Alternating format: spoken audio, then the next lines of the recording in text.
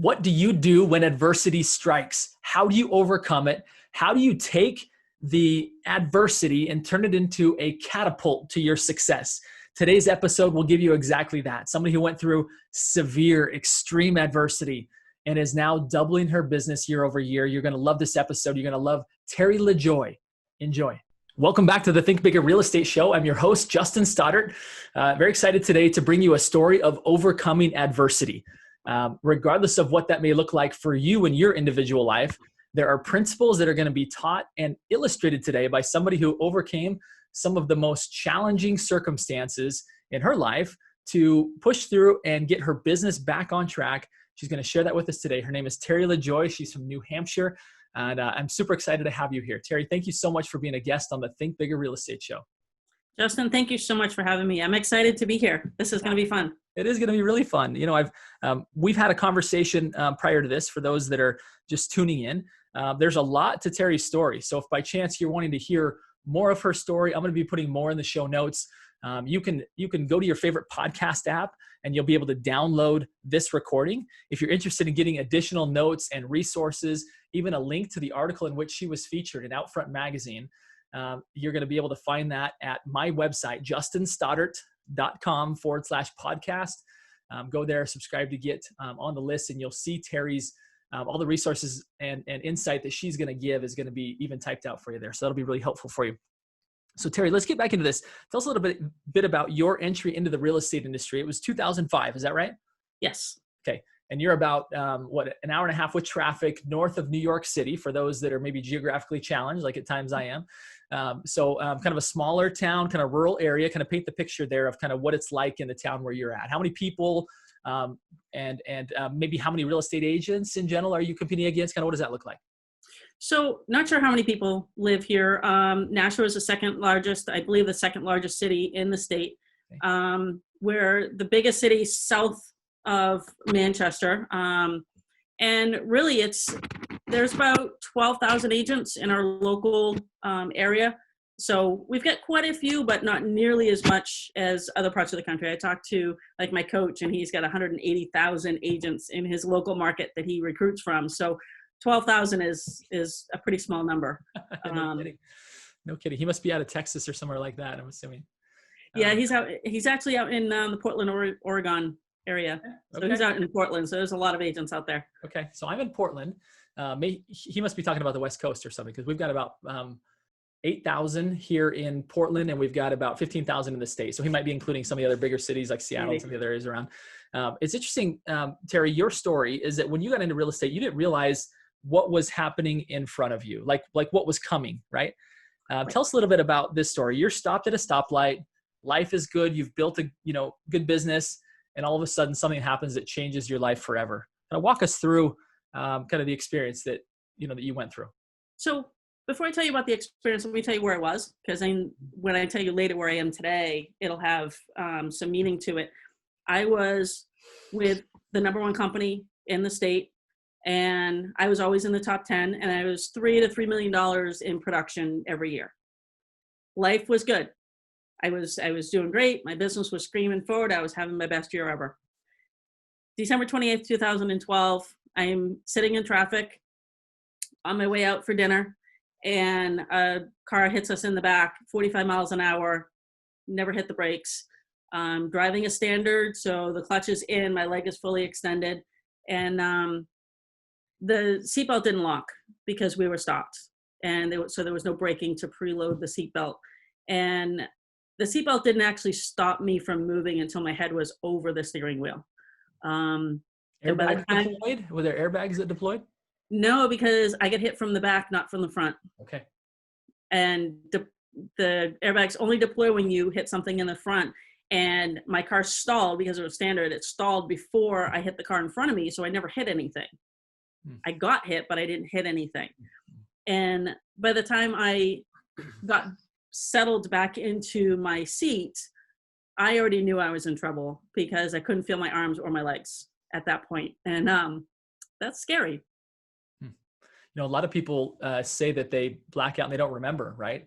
For you, unfortunately, you remembered it all, right? And I know that you had described to me the experience that your when hit with that kind of force, your head actually separates from your spine, right? Now your skin and your muscles hold it all together, but your skeletal system actually separates. And when your head came back down, you didn't realize it at the time, but it didn't come back in the place where it was supposed to, right? It did not. So my skull for about 9 months was sitting on top of C1, which is the top vertebrae, and it's supposed to be over the top.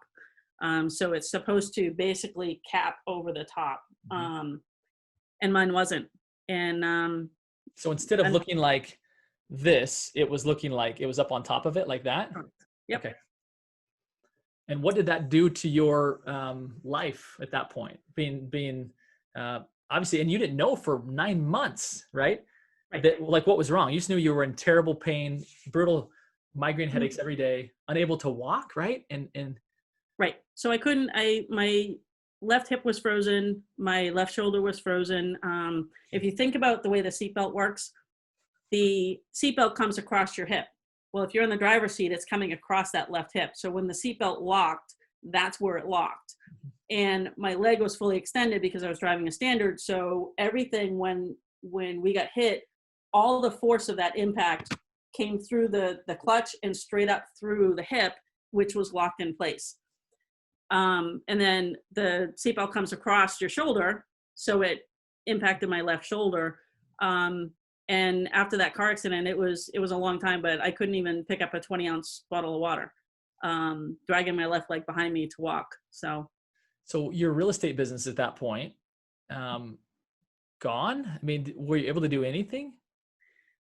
With help, I closed out the deals that I had. Thankfully, had a pretty solid pipeline, but I was out of work for 4.5 months.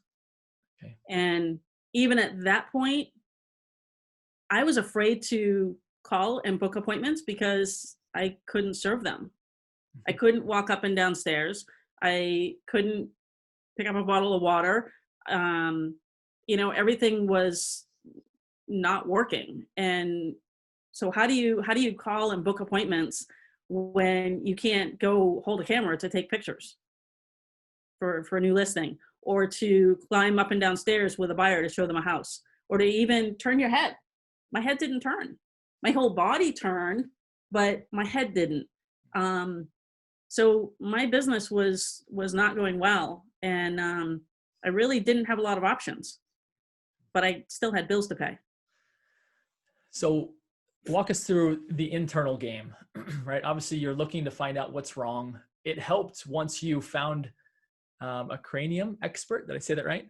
That cranial expert that allowed for that pain to subside and for things to get back to where you could start to heal, right? Finding the right health expert. Were there times even at that point, or maybe even kind of in the depth of the storm, where you felt like total despair, where you felt like giving up?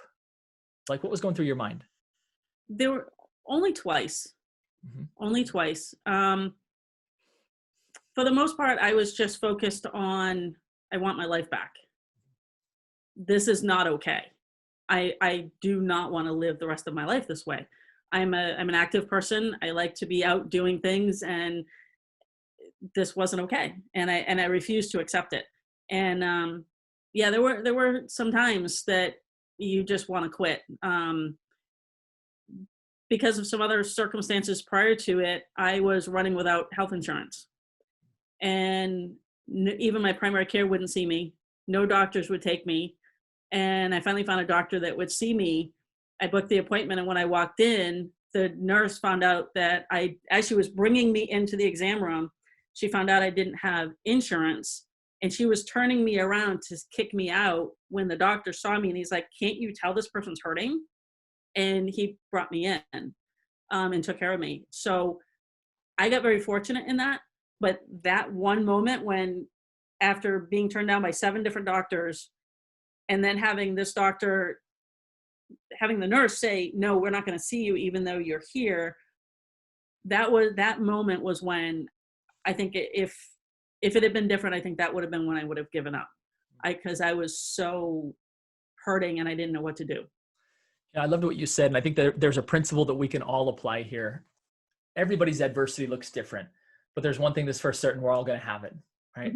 obviously there's some heavy things going on in the world right now, right? There's stuff for those that are watching this current, right? There's everything from a global pandemic to all kinds of race relation things that we're trying to work through as a nation and as a world to hopefully get better in all sorts of ways. And so whatever this adversity may look like for you as an individual, whoever is listening to this, there's a principle there that I want to point out. And Terry, you said it, and that I refuse to give up. I refuse to live that way, right? I refuse to let this thing get the best of me. I've heard it said that we're only as big as the problem that keeps us down. And I think you decided that this problem is not bigger than me.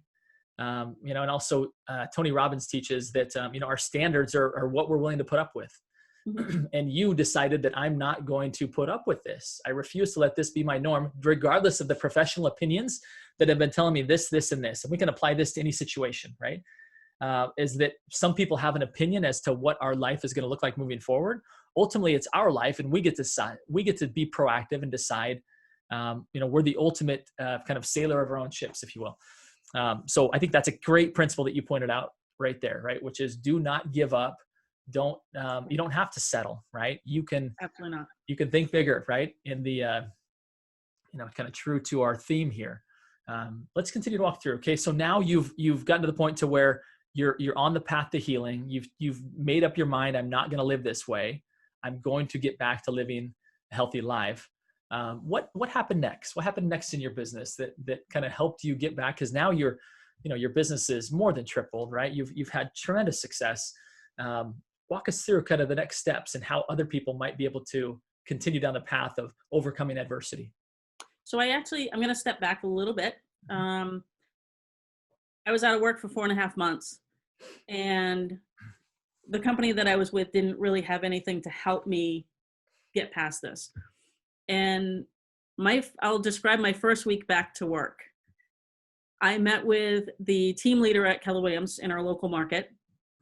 I spent 6 hours grilling her, which we all laugh about now, but it wasn't funny then.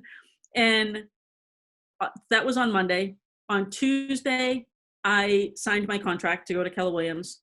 On Wednesday, I started a class called BOLD, Business Objective, A Life by Design, which is a 7-week class.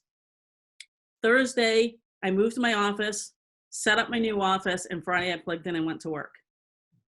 And BOLD really is the catalyst that changed my life. BOLD was the team members that I was with. Now we're backing up from, I haven't met my miracle worker Deb yet, and I'm still dragging my leg behind me. I still can't pick up a glass of water. The team members in that class that were on my team, they poured my water, they carried my lunch plate for me, they scripted with me, they held me accountable to doing the lead generation. And there was one thing that MB promised me when I came to Keller Williams. MB is the team leader in our office. And she said, if you put your foot on the lead generation gas pedal, we will help you with everything else. We won't do it, but we will help you. And that help came in the form of training. It came in the form of teaching me scripts and dialogues so that I knew what to say and how to say it. It came in a huge form of leverage. Getting administrative help, getting a showing agent, because I couldn't show property. How can you go out and show property to a buyer when you can't walk up and down stairs, where you can't turn your head? And so having a showing agent, I could sit at a table and have a conversation with you. And then my showing agent would go do all the physical legwork. And that allowed me to stay in business. And I will tell you that my car accident was December 28th, 2012. 2013, my gross commission income was $79 different than it was in 2012. I was out of work for 4.5 months. It took me 2 months to get transactions on the board again. And yet my business was only off by $79. What was the part about BOLD? I've taken it. I've got a number of BOLD trophies sitting back here. I think 6 of them. And again, I'm not a real estate agent. I'm in the title and escrow world. But the principles are universal to anybody that's a well-paid sales professional, right? There's no doubt that I'm more bold. My life's more by design because of those classes that I went through. And I hear agents that have not attended BOLD be very critical of it, in the sense that you get this mass amount of people cold calling, creating a bit of a bad reputation for that methodology of business. I'd love to hear from you kind of what you found to be, what pulled you forward and out of this. I'd love to hear kind of the upside to bold personally for you, what that did for you. Meaning, obviously we can see the results of what it did, but is there something that stands out to you, whether it was the accountability, the personal development, something that really you feel like you could look back on that particular bold class and say, this really made an impact upon me? And I'm going to say there were two things. I've taken bold 8 times and I love it. I will continue to take it. The things that really stood out were in there. It's all mindset for me. Bold is all a mindset game. There's scripts, there's dialogues, there's presentations, there's everything that you need to do the business of real estate. But for me, it was really a mindset issue. And at that point, they were showing a video, The Miracle Man. It was flying a plane, had a horrible crash, his wife was told he would be a vegetable, and he woke up and told the doctor he was going to walk into his office and shake his hand later. And the doctor just kind of laughed and said, yeah, right. And I remember he had hopefully you'll remember this, he had a little nameplate that he gave the nurse when he left the hospital, and it was called SNIOP, and it's being susceptible to the negative influences of other people. And I took that video and that concept to heart. And so when people said, you can't, I said, I can. When they said, it'll never happen, I said, watch me. And my personality is that don't ever tell me I can't do anything, because as soon as you do, I'm going to go do it. So that was really helpful for me. And the other big piece was that in there, I had a massive breakdown because, again, mindset, and I don't even know what surrounded it within the classroom, but there was something that happened, and I realized the one thing that had held me back my entire life. And I'll share that with you. When I was 16, my mom thought I was asleep on the couch, like all good 16-year-olds do. When you come home from work, you crash on the couch, right? Well, I wasn't really asleep. She had a friend over, and she told the friend that she would sign the papers for me to drop out of high school because I was never going to amount to anything anyway. And I carried that with me my whole life. And I always had a chip on my shoulder. I had something to prove. And in that bold class, I realized she was the one that didn't graduate high school. She was the one who felt that way. Even though she said it about me, I realized that day that she was talking about herself. She wasn't talking about me. And that allowed me to let that go and realize that I can do anything. And in that class, I looked at it and I saw examples of Keller Williams agents that were doing amazing production, and they had these huge businesses. And I'm like, well, it can be done. Clearly, these people are doing it. So if it can be done, success leaves clues, right? We all know that. All I have to do is follow the recipe. If I follow the recipe and I do what they do, I should get the same result. So that was my first bolt. I think there's so many amazing lessons I'm pulling from this, Terry. I'm so glad that we're having this chance to have this conversation and have it recorded, that we can share it with other people. Something that I want to point out, we live in a time right now where there's a lot of opinions. We're very polarized, and there's a lot of people stating, kind of throwing verbal daggers, at each other back and forth. And it's interesting. You received one of those verbal daggers, right?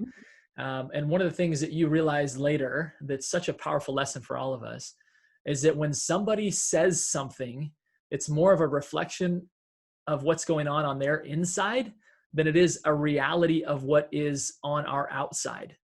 And I think the more that we internalize that, we really start to recognize that, again, we are the sailors of our own ship, right? We're the captain of our own ship. We get to choose what our life looks like. And if we listen to the interpretations, if we listen essentially to the internal dialogue of everybody else when they portray us a certain way, then we're stepping aside and letting their false beliefs right, about us steer our ship, as opposed to saying, no, that's a reflection of you. Let me be the one who determines what my life looks like and who I am, right? Such a powerful lesson, Terry. Oh my goodness. I hope that a lot of people are listening to that and internalizing that component right there, because that's the ability to absolutely change your life, right? Because you could have held on to what your mom said without realizing the fact that that's a reflection of her, not a destiny for you, right? Correct. Powerful. Yeah. Powerful. So moving forward from there, right? You obviously left that class, became a bit of the miracle man. I love that video, by the way. It's so powerful. And as you started to say it, I'm like, oh my goodness, you were the miracle woman, right? Like determined to walk again, refusing to let the opinions of others say, well, this is your state now, right? Let's talk about maybe another takeaway. I know you had said kind of something that a couple principles is that you focus on finding solutions rather than dwelling on the problem. How did that show up? Is then you're kind of leaving this bold environment, right? You're kind of back in the real world, and you're having to move forward. How did that principle show up at all? So it actually showed up a couple of years later, and after the car accident, everything in my life, like most of us, we have a major event, and everything in our life is marked from before or after that event. And I think it was bold number 4. I had the same instructor, and he asked me how I was doing, gave me a hug, asked me how things were going, and I relayed some things based on the car accident. And I'll never forget it, because he said to me, he goes, Terry, he goes, that was 3 years ago. He goes, and he looked at me, and when he said it, I felt like I was angry with him. I was angry. I'm like, who are you to judge me? Because that's how I took it. Because what he said to me was, that car accident was several years ago. I don't ever want to hear about it again. He said, stop focusing on the car accident and start focusing on the solutions and the plan for where you're going. Now, when I first heard that, I took offense to it. But like most other things, I took it back and I reflected on it, and I went, there's a bold law. This is focus on the plan, right? Where what you focus on expands. And whatever your focus is, that's where you're going to go. And so while my business was doing well at that point, and I had gone from being a $3.5 million producer to being a $6 million producer, and then being a $10 million producer, business was good, but it still wasn't where I wanted it to be. And I started reflecting on that and saying, he's right. The car accident's behind me. Why am I still focusing on it? And so I stopped focusing on it. And now, like, I'll tell my team, when we came into this pandemic, the problems are going to show up. We don't have to go look for the problems. When a problem shows up, let's just find a solution for it and move forward. And that's allowed us to be leaders, within our team and also within our office, and even in the industry. Some of the solutions that we have come up with in dealing with the pandemic have been picked up by other agents outside of our office, and they're now using them. And they appreciate the fact that, we're going to find the solution and we're going to get to the closing table, because that's what our clients want and that's what they expect. And so that, again, was another bold lesson that I took. It was, like I said, about 4 bolds in, but it was a big lesson. And I had to get mad about it before I really took it and turned it into a positive. Yeah, so the big question is, are we going to let one chapter of our lives define the rest of the chapters, right? As opposed to saying that one chapter is going to impact, and I'm going to choose that the impact be good, rather than being held hostage by one experience, by one opinion, by one tragedy, right? Whatever that may look like. We all have the choice to think bigger, to think beyond that, to go beyond that, to say, no, that was in the past, and today's present, and the future is one that I get to craft and design myself. Right. You had mentioned this concept of being learning based. how has that helped you? Obviously, the fact that you've gone through Bold 8 times 8 times. says something about you being very learning based. How does that continue to help you? Because I'm sure that although the car accident may have been the most severe adversity you've ever faced, you still continue to face adversity, right? You mentioned the pandemic. You mentioned all the things that that are some of the other things that are challenging in the world. How does learning base help you to kind of rise above the clouds? And I'll share an analogy of this. I know both where you're at as well as I'm at today. It's a little cloudy. In Portland, Oregon, we get mostly cloudy skies. That's a pretty common thing to hear from our weathermen. But it's interesting how when you get in an airplane and you pierce through the clouds, it's like it's always sunny up here, right? And I feel like from a learning-based standpoint, that gives us the ability to get in the plane, and regardless of what the climate is, we can kind of rise above that. I'd love to hear your perspective on being learning-based. It's so critical. I mean, when I came to Keller Williams, I was a $3.5 million producer, between 3.5. And what I knew was that I didn't know what I didn't know. And I think that's true for anybody. And if you're willing to embrace that you don't know stuff and go find out, you're going to go forward. And so it started with Bold. It went to Recruit Select, which is a class on how do you recruit and train admins and team members.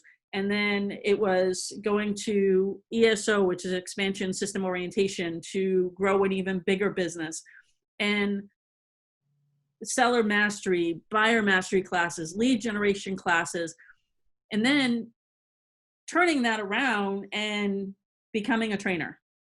And I'm a trainer in our local office. I'm a national trainer. I've been hired by several market centers to come in and teach different classes. And I think you learn the most when you teach something. If you want to learn a topic inside and out, hold a class on it. You're going to learn it because you need to. And you learn from the students in the class. You learn from other people who are in the classroom when you're a student with them. And so learning all of those pieces just made me better at my craft, and it made me a better leader. And in real estate, I have a team, the agents on my team, they're not employees, they choose every single day to follow me. So that's their choice, which means I have to lead. And I have to lead from the front, and I have to lead by example, which means if I want them to be learning based, I have to be learning based. I have to continue to grow. So my world will grow big enough. And this is from Gary Keller directly. Your world has to be big enough that everybody in your world can fit inside of that. Yeah. And their world can fit inside of that. Love that. Such powerful principles, Terry. This has been a total joy to learn from you and learn from how you've overcome adversity. I want to finish with one final question. And it's really the signature question, the theme of this show, which is that we're constantly desiring to think bigger and expand our own possibilities, right? I would love to hear from you kind of what you do to continue to be a big thinker, right? What you do to continue to be somebody whose possibilities are ever expanding. You've shared a lot, and I could probably say you've already answered it, but I'd love to hear maybe you answered that specific question. Well, I think one of the big things is that I'm always looking for mentors that I can learn from. And I'm very fortunate. I have a coach who's in the top 5 in the world. And I'm learning from him. So as I learn from him, and what I would encourage anybody to do is go out and find mentors who have already accomplished what you want to do. Because again, success leaves clues. So if they've already done it, they can teach you the recipe. It's already been done. You just have to go do what they do to get the result. And I love that. And I'm going to say that with my coach, that this year we are currently pacing. Now we're in the middle of a pandemic. Our office has been closed for 2 months. My entire team is working remote. There's all kinds of things going in the world, right? This is not normal times. And yet we're having our best year ever. Every member of my team is having their best year ever. And we're pacing for double what we did last year. So where does that come from? Well, it comes from learning from my coach and listening and doing the activities that he's asking me to do. It comes from being a leader. It comes from just really sitting back and saying, what are the issues that we're solving for right now? And what are the solutions? How do we move forward? How do we help our clients? How do we grow this business? And I mean, I'm recruiting right now. I am adding to my team at a time when most agents aren't, they're struggling just to survive. And I would look at that and I'm like, if you're struggling, find the people around you who are succeeding and go and talk to them and say, what are you doing? And then mimic what they're doing. Because there are people right now who are growing their business. There are people right now having their best year ever. There are people around you who are doing what you want to do. The only question is, are you going to go do it too? And I would highly encourage people to find resources around them who are doing it and then go do it. It's about, and again, Tony Robbins. I love Tony Robbins. I did the fire walk, by the way, at UPW. I did the fire walk and highly recommend it. But, he'll tell everybody, success leaves clues, and it takes massive action. Are you willing to take the action? Such a powerful answer, Terry, from such a powerful leader, right? I believe that the real estate market right now is turning more into the story of the haves and the have-nots and the have-nots. And that comes down to those that are doing the activities and those that are not, which comes down to those that are thinking big and those that are not, right? Those that are hyper-focused on the problem as opposed to the solution are not doing the activities. Therefore, they're not getting the results. And it's fun to have a conversation with you. Part of the selfish reason why I do this show is because I get the excuse to hang out with people like you and have you pour into me. You've done that. And I want to thank you for that. And my audience, I'm sure if they could be on here as well, they would say that as well. So I want to thank you for your contribution to the Think Bigger Real Estate Show and audience. And I want to, again, with much appreciation, share that. And then I also want to invite everybody that's listening, this final request, that regardless of the adversity that you're going through, regardless of the adversity that you may be experiencing or may have in your future, that Terry has really laid out a recipe and a path for us as to how to overcome it. And my final request of everybody is to go think bigger. Terry, so thank you so much for helping us do that today. It's been such a pleasure to hear your story and feel of your inspired success. It's been fantastic. Awesome. Well, thank you for having me. It's been fun. And I hope that people will take some good stuff from this and move their life forward. Same, my friend. Appreciate you very much. All right. Thank you.